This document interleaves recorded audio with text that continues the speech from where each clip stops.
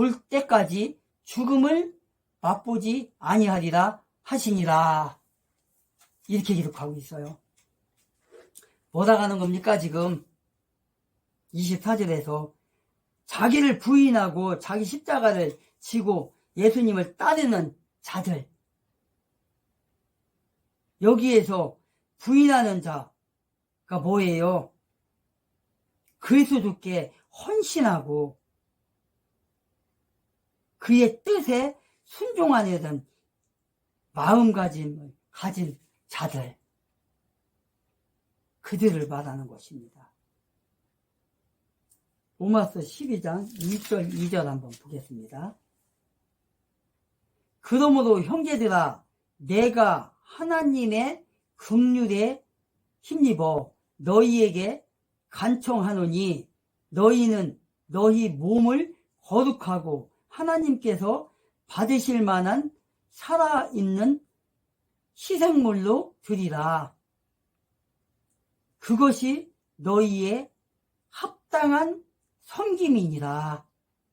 2절에 보니까 너희는 이 세상에 동화되지 말고 너희 생각을 새롭게 함으로 변화를 받아 하나님의 그 선하시고 난 받으실 만하며 완전하신 뜻이 무엇인지 검증하도록 하라.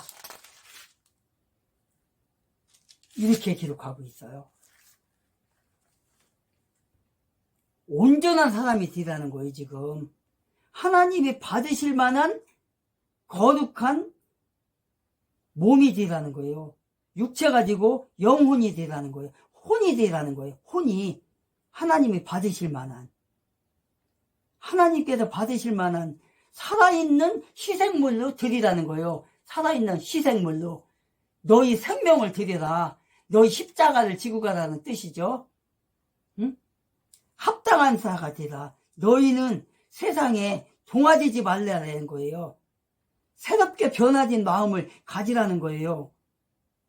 선하시고 받으실 만한 완전한 영적인 몸으로, 마음으로 변화를 받아 있으라는 거예요. 지금 이 말씀이 바로 자기 십자가를 지고 간다는 것도 단순히 무거운 짐을 지고 가라는 어려운 문제를 가리키는 의미가 아니라고 지금 말하는 거예요. 뭐라는 거예요? 지금 거부당하고 수모와 고난과 죽음에서 그리스도와 함께 동참하여 가라는 거예요. 진짜 무거운 짐이 아니라, 진짜 십자가가 아니라 그런 심정으로 가라, 따라오라. 너에게 맡겨진 그 십자가를.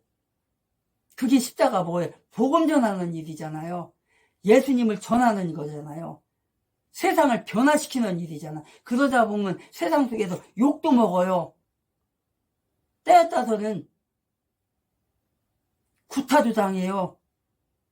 때에 따라서는 직장도 뺏겨요. 때에 따라서는 진짜 맞아요. 교회도 망해요. 떼따가면. 그런 십자가를 말하는 거예요. 너의 십자가.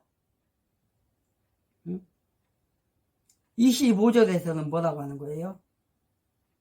제자들에게 말씀하신 내용이 뭐예요? 예수께서 우리의 이성으로 잘 용납하지 않는 누구든지 제 목숨을 관리하려고 하면, 그러니까 지금 뭐예요? 자기 목숨을 버리지 않고 어떻게 하면 내가 이 상황을 지나가게 할까? 모면할까? 그럼 어떻게 하는 거예요? 생명을 잃는다는 거예요. 잃는다는 거예요. 네가 지금 처한 그 상황을 저버리지 말라는 거예요. 핍박을 받고 있냐? 그 상황을 모면하지 말라. 네 목숨을 버리는 한이 있어도 그것을 감당하라. 그럼 어떻게 된다는 거예요? 네가 육체적으로는 생명을 뺏길 수 있지만 네 영원한 생명, 너의 혼은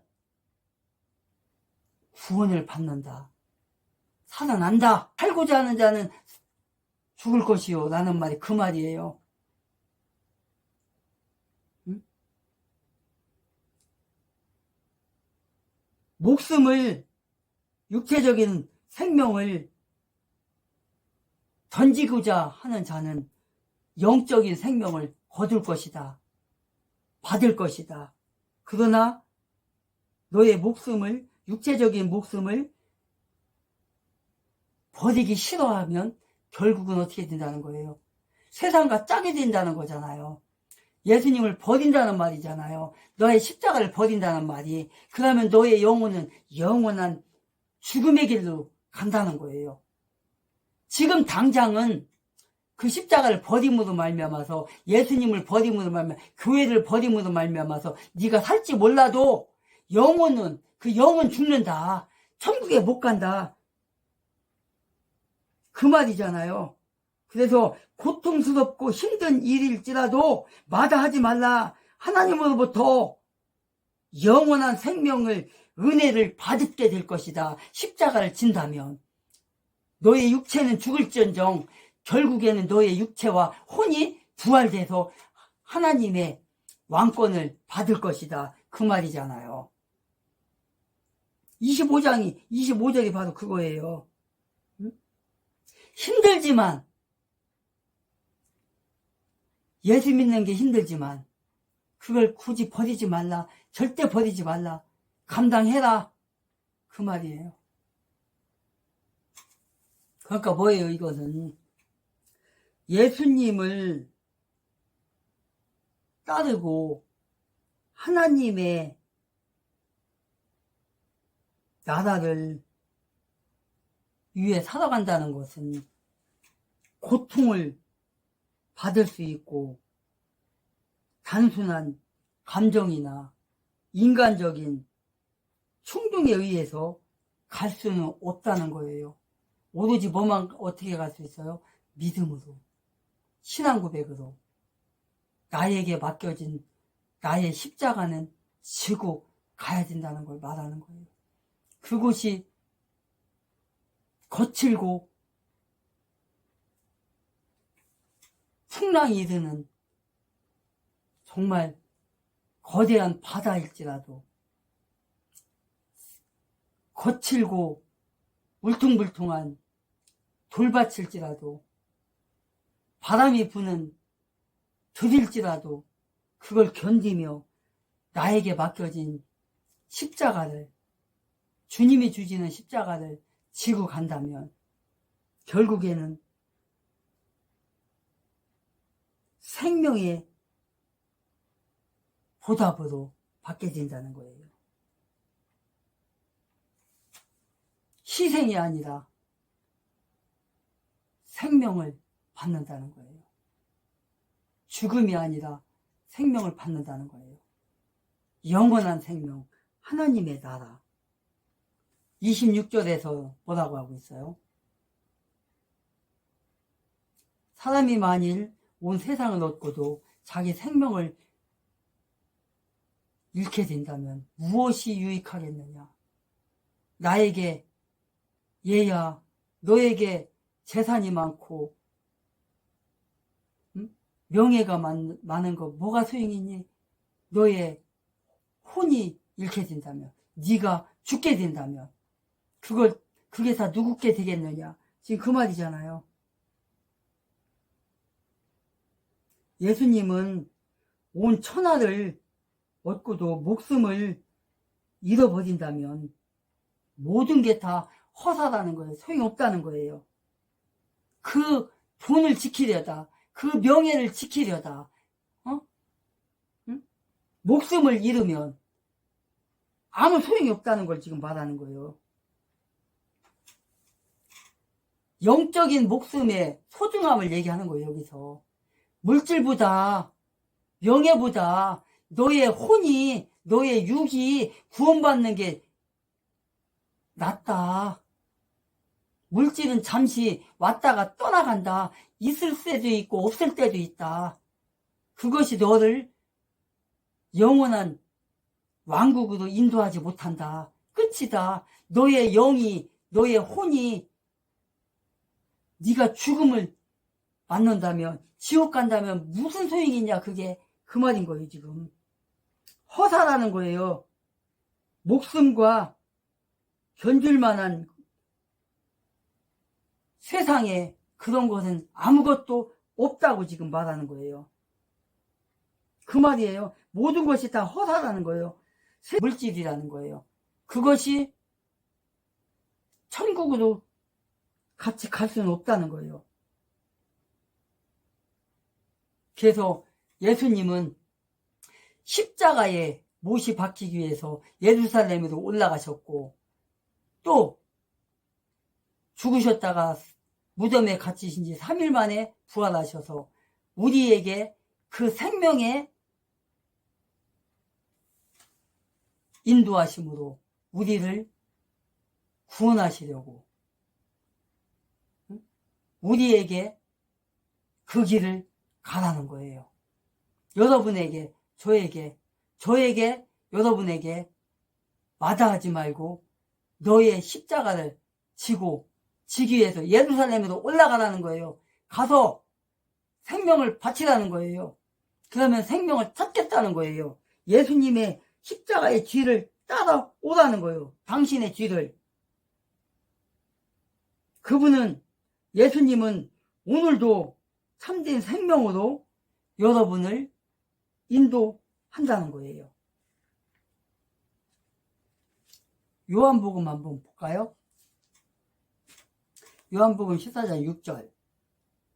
예수님께서 그에게 이르시되 내가 곧 길이요 진리요 생명이니 나를 통하지 않고서는 아무도 아버지께 오지 못하느니라.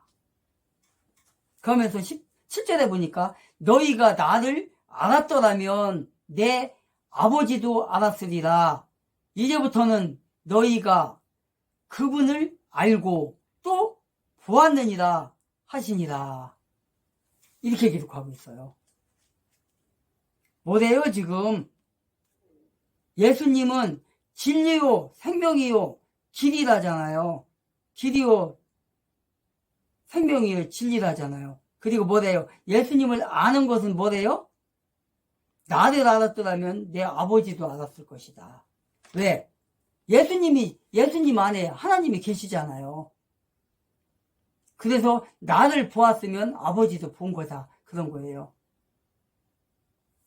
그래서 주님을 아는 거는 하나님을 아는 거고, 하나님을 아는 거는 내가 진리요 길이요 생명이니 그 길을 우리가 알게 된 거예요. 그 길을 가는 거예요. 지금 그 말인 거예요. 지금 목숨을 두려워하지 말라. 생명을 두려워하지 말라. 육체의 죽음은 별거 아니다.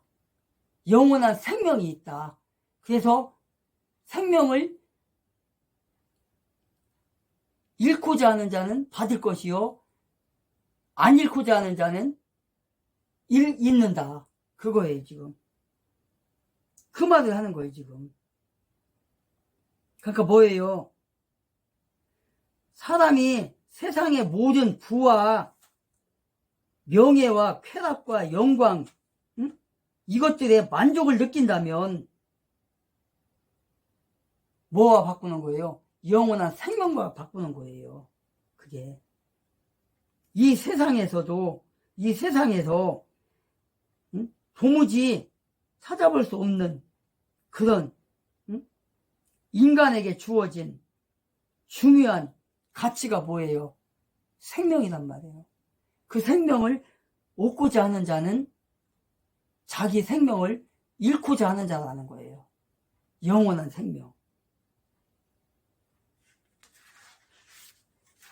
예수님이 그 얘기를 하는 거예요.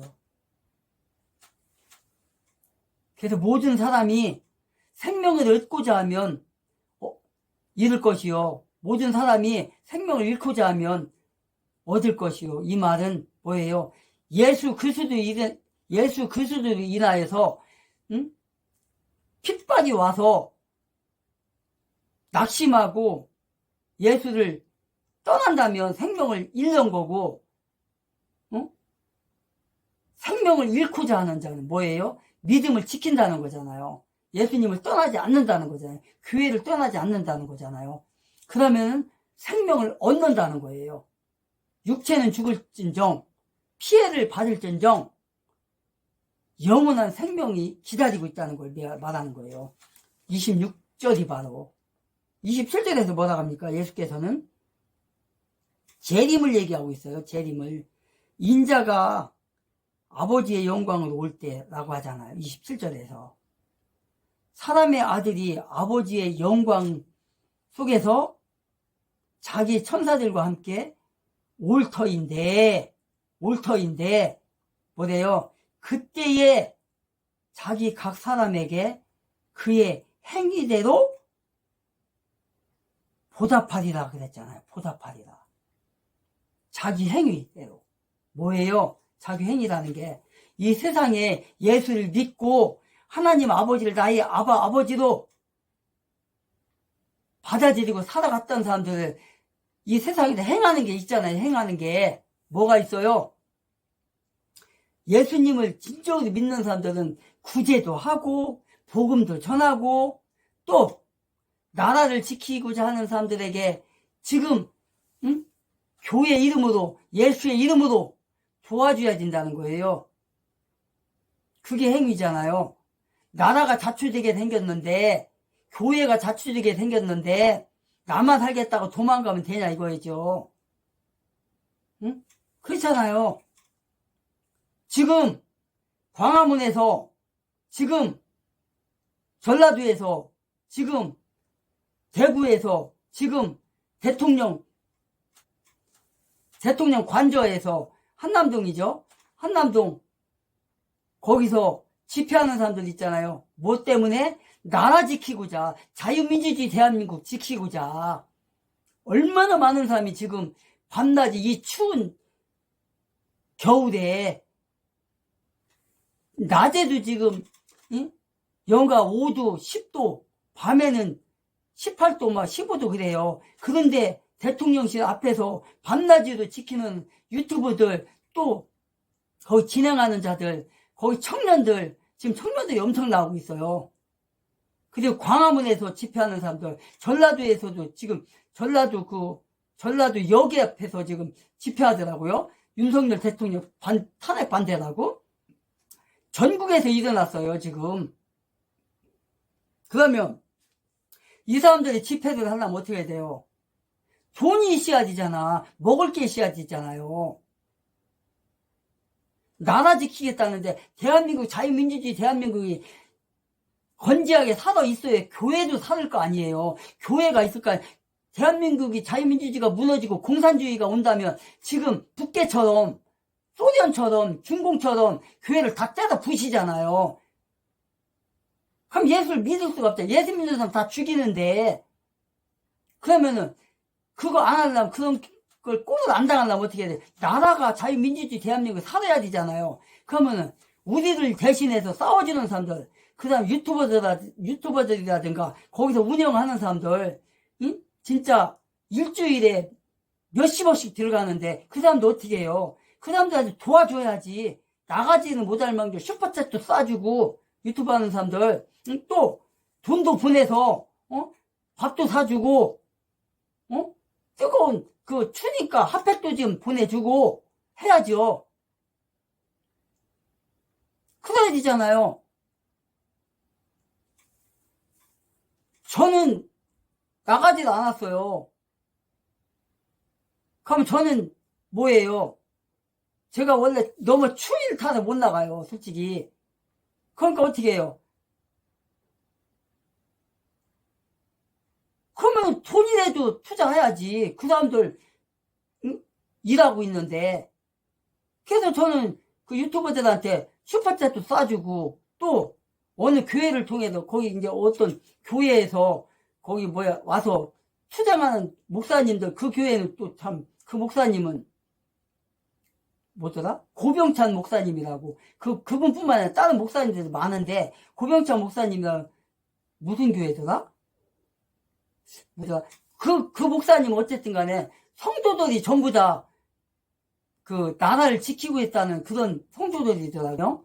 근데 거기는 청년들이 다 날마다 지금 대통령 관저 앞에 와서 목사님과 사모님과 같이 지금 투쟁하고 있어요. 나라 지키겠다고. 지금 대통령 지키겠다고. 응? 광화문도 가고 그러면서 돈도 막 투자해갖고 그냥 밥도 막 거기서 막 이렇게 서비스하고 그러더라고요. 뭐 떡 같은 것도 해주고 음료도 해주고. 그래서 제가 그 교회를 통해서 이제 그 계좌 그 사이트 들어가 봤더니 전화번호가 있더라고요. 계좌번호도 있고. 그래서 전화해가지고 제가 얼마를 좀 보내드리겠습니다. 목사님이 하는 거 보니까 이렇게 하는데 저도 좀 나가지는 못하는데 이거라도 하겠습니다 하면서 내가 돈을 좀 보냈어요. 많은 돈은 아니지만. 그렇게라도 그게 행동인 거예요. 지금 여기서 그거잖아요. 여기서 27절에 행위대로 갚아준다고 했잖아요. 보답한다고 여기. 그런 게 행위란 말이에요. 그런 게. 나라를 지켜야 교회도 사니까. 응? 나라를 지켜야 교회도 있고 또 동성애법을 또 막아야 교회가 살아나는 거니까. 그래서 엊그저께는 또 제가 또 직접 사실은 제가 롯데부대 가갖고 핫팩을 사가지고 배달을 시켜주려고 했더니 그건 또 안 된다네.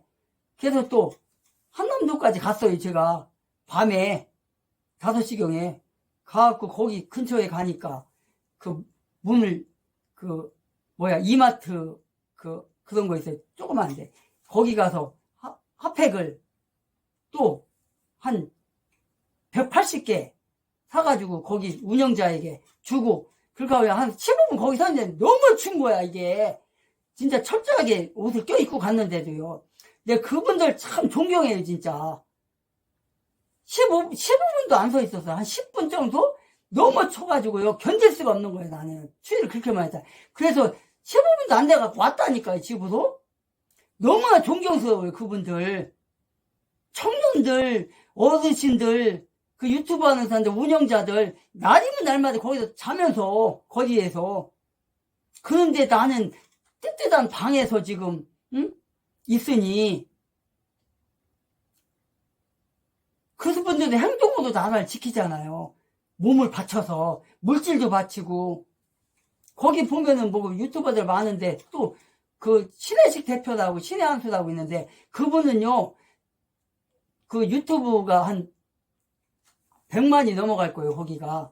근데 이제 슈퍼챗이라든가 계좌이체로 들어오는 게 이제 있는데 그 돈을 다 그런지 투자해요. 그분은. 그분뿐만 아니에요. 뭐 이하라는 방송도 있고 또 애국 청년이라는 방송도 있고 이런 사람들은요 그 계좌 이체해주고 슈퍼챗 쏴주면 그런지 다 쓰더라고요. 그분들은. 그렇게 애국을 하고 있어요. 그분들 다 예수 믿는 사람들이거든요. 그렇게 나가서 이하라는 방송 같은 경우는 지금 밤 늦게까지 거기서 있다가 잠 한 3시간 자는 것 같아. 그 아가씨가. 애국 청년도 그렇고 거기 많은 사람들이 그래요. 지금 그 다음에 또 젊은 시각이라는 그 유튜버도 있는데 그분도 이렇게 밤에 날 세워서 또 유튜브 거기서 틀어놓고 이렇게 하고 있어요. 얼마나 존경스럽습니까? 그런 분들은 행동으로 보이잖아요. 나라 지키겠다고. 지금 그거예요. 지금 이게 27절이 행위대로 갚아주리라. 저는 행위를 한 적이 없어. 나라 지키겠다 나간 적이 없어요. 그럼 어떻게 해야 돼요? 돈이라도 보내줘야지. 많은 거는 아니지만 저의 여건에 맞게. 여러분들도 마찬가지입니다. 나갈 수 있는 사람 나가세요. 나가서 행동으로 보여주고. 그럼 거기 가면 뭐 밥은 안 굶어요. 먹을 거 많아요. 왜?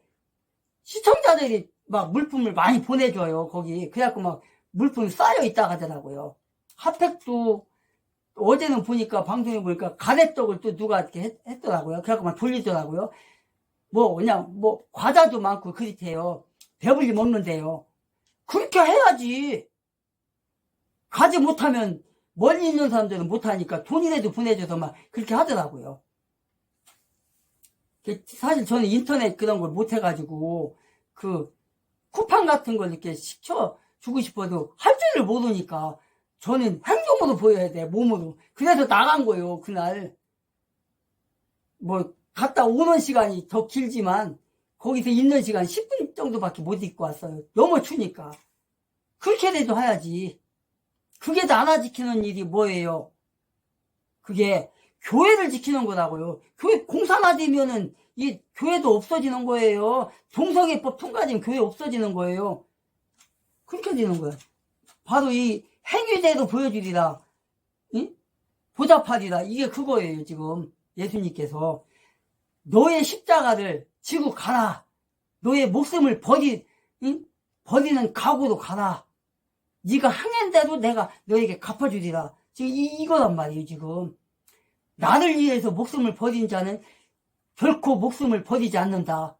육체는 죽을지라도 나중에 예수님이 재림하실 때 우리가 천국을 가는 거예요. 왕국을 들어가는 거예요. 그때는 어떻게 돼요? 육도 부활돼요. 영만 부활되는 게 아니라 혼은 부활되는 게 아니죠. 생명이 죽지 않으니까. 그래서 우리는 일단 육체가 죽으면 혼은 낙원으로 가 있어요. 육은 땅에서 묻혀서 없어지고. 근데 예수님이 재림하시면 어떻게 돼요? 이제 죽은 자들이 이제 그 시체가 부활이 되는 거예요. 그러니까 혼과 함께 이제 딱 하늘로 이제 끌려 올라가서 변화가 되는 거예요. 그래갖고 지금의 이런 육체가 아니라 예수님과 같은 그런 육체로 돼갖고 영과 육이 하나가 된 그런 하나님의 왕국으로 자녀로서 들어가는 거예요. 그때까지 정말 행동으로 보여주자고요. 우리가 행동으로 못 보이면 물질이라도 애국하는 사람들 도와줘야죠. 도와주는 것도 아니지. 솔직히 내가 할 일을 못하니까 그거라도 해야 된다는 거예요. 물질로라도 자기의 처지에 맞게. 응? 그렇게 하자고요. 자, 28절 마지막 절에 보니까 진실로 내가 너희에게 이르노니 여기 서 있는 자들 가운데 몇 사람은 사람의 아들이 자기 왕권을 가지고 오는 것을 볼 때까지 죽음을 맛보지 아니하리라 하시니라. 이렇게 돼 있어요. 마지막 절에. 이게 무슨 말입니까? 그러면 자, 28절에 보니까 뭐래요? 당신과 함께 지금 예수님께서 우리에게 뭐라고 얘기를 해요? 예수님이 왕권을 가지고 올 때에 어떻게 한다는 거예요? 볼자도 있대요. 볼자도. 살아남은 볼자도 있대요. 이게 무슨 말입니까? 이 28절에 이 왕권을 가지고 올 때 오는 것을 볼 때까지 죽음을 맛보지 아니한다. 이 말씀이 여기서 중요한 건데 예수님께서 십자가에 죽으시고 부활하시고 오신다고 했어요. 그때 내가 올 때 왕권을 가지고 올 때 살아서 나를 보는 자들이 있을 것이다 라는 말이 나와요. 그런데 이게 이제 학자들의 말에 의하면 변화산 사건 이런 걸로도 보고 있습니다. 그 다음에 변화산 사건에도 보는 사람이 있고 오순절날 마가의 다락방에 임했던 그런 사건에도 보는 그런 학자들이 있어요. 그런데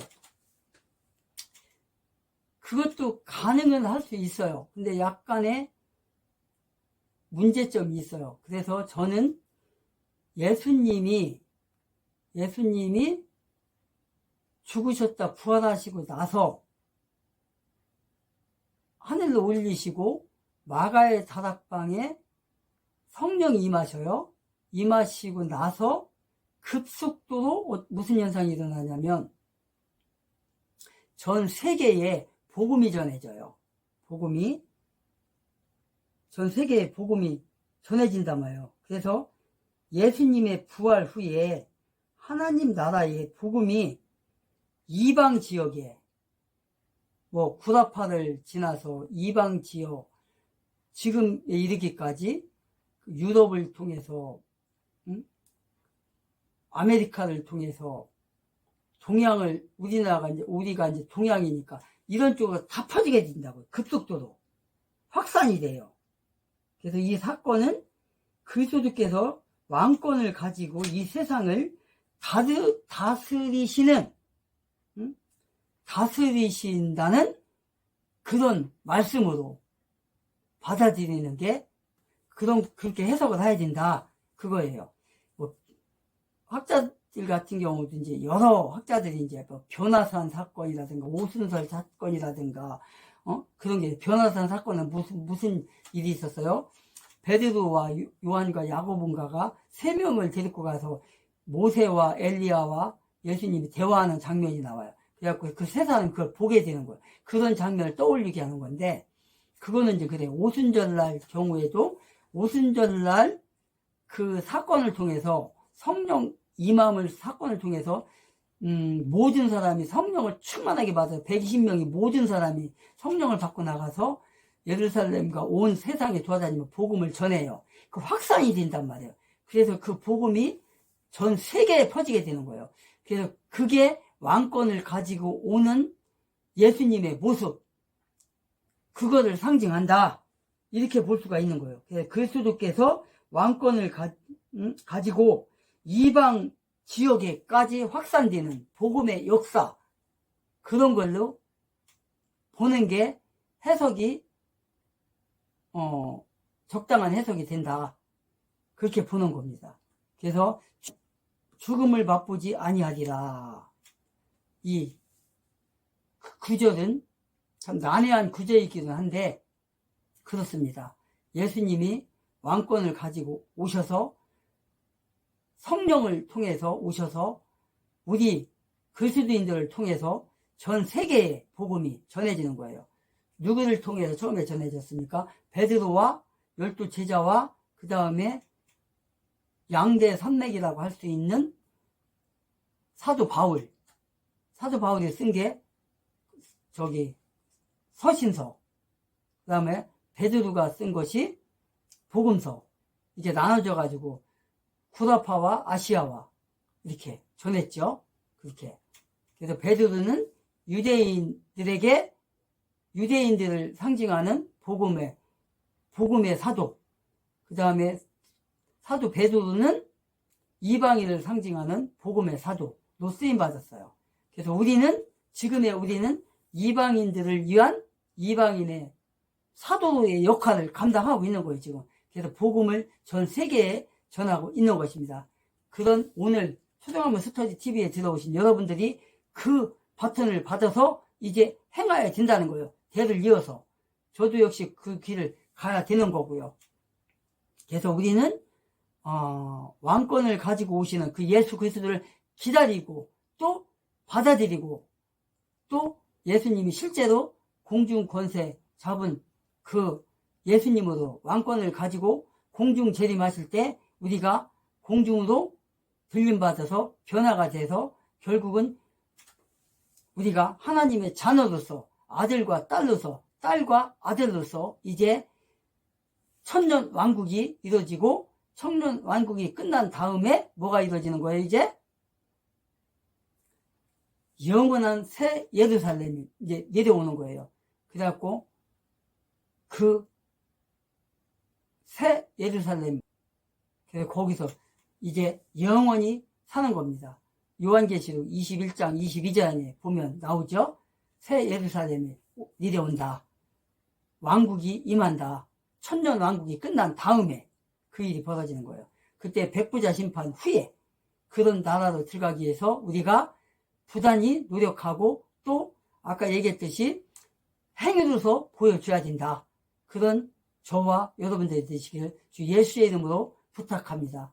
오늘은 13절부터 28절까지 함께 나누었습니다. 다음에 27장으로 만나는 그날까지 몸 건강하게 있다가 다시 만나기를 기대합니다. 샬롬. 과도한 성교육으로 조기 성애화를 조장하는 혁신 교육에 대한 규탄과 정당한 학부모 민원도 극상, 진상 민원으로 취급하는 진보 좌파 교육을 심판하기 위해 학부모로서 김문수 후보를 지지할 수 없음을 국민들 앞에 호소합니다.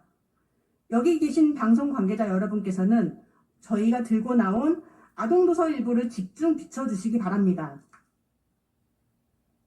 이 음란도서는 전국의 유치원, 어린이집, 초등학교와 지역 도서관에 비치되어 있습니다. 그 목적은 아주 어린 아이들에게 성행위와 오르가즘, 피임법, 사후 피임약을 가르치기 위함입니다. 상식적으로 어린 아동에게 왜 오르가즘을 가르쳐야 하는지 알 수도 없지만 이런 도서가 있는 도서관의 도서위원들 중 단 한 분도 제대로 된 대답을 못하고 있습니다. 제 아이는 5세입니다. 5살 남자아이는 세상 모든 것이 궁금하고 처음 본 것, 나와 다른 것에 호기심이 폭발하는 나이입니다. 하루 종일 하는 말이 엄마 이게 뭐야? 왜 그래? 를 달고 삽니다. 5세쯤 되면 아이들은 자신과 다름의 호기심과 궁금증을 갖습니다. 그런데 궁금해한다는 호기심 하나만으로 성기에 대한 적나라한 묘사가 된 인형과 그림, 또 명칭을 가르쳐주는 도서를 아이들 가까운 데 두는 게 어떤 성교육이 될지 대한민국 학부모님들은 똑바로 보시고 진지하게 생각해 주시길 간곡히 부탁드립니다. 이런 음란성 교육은 덧셈이 궁금하다 보니 미적분까지 가르치는 것과 같습니다. 참으로 아이러니한 건 정말 배워야 할 미적분은 교육에서 사라지고 있는 반면 성교육은 차원을 뛰어넘는 고차원, 어른도 보기 민망하고 수치스러움을 아직도 표현 못하는 아동에게 행해지고 있다는 것입니다. 제대로 된 가치관을 배워야 할 우리 아이들은 언젠가부터 갖가지 성행위와 피임법을 배우고 있습니다. 저희 아이에게는 만 3세의 부모가 거부했음에도 폭행과 같은 성교육이 이루어졌고 그 결과 집에 와서 엄마 귀 대봐, 야 니 건 어떻게 생겼어? 라는 말로 천혜상lum이 되었지만 엄마의 저는 차라리 엄마에게 해서 천만다행이다 라고 가슴을 쓸어내렸습니다. 만약 제 아이가 그 말을 다른 어린아이 여자에게 했다면 성범죄자 취급을 받았을 것이고 교육기관 어느 누구도 아이를 맡고 책임지를 하지 않았을 것입니다. 어린 꼬맹이들이 집에서 학교, 아파트 놀이터에서 유치원에서 배운 대로 호기심에 따라하면 그건 범죄 행위가 되고 그 일에 대한 책임은 가르침 조사와 원장님조차 회피할 것입니다.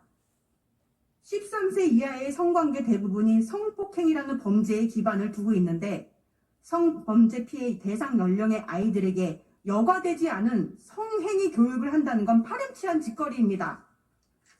13세 이하 연령대는 정말 필요하다면 부모에게 교육 자료를 제공하거나 부모를 교육시켜 각 가정에서 내 아이에게 맞는 맞춤 교육이 이루어져야 할 것입니다. 저희 학부모들은 성폭력 우려 대상인 연령대의 아동들에게 파렴치하게도 성행위 교육을 가르치는 음란 도서들로부터 아이들을 보호하여야 한다는데 모두 다 공감하고 있는 바이며 조기 성행위와 성문란을 조장하는 좌파 혁신 교육을 심판해야 대한민국의 공교육이 바로 설 수 있다는 피 끓는 심정으로 말합니다. 김문수 후보가 반드시 대한민국의 대통령이 되어야 합니다. 대한민국 2천만 학부모님들은 모두 김문수 후보를 대통령으로 꼭 만들어 이로 하여금 교육 개혁을 완수하게 도와주십시오. 감사합니다.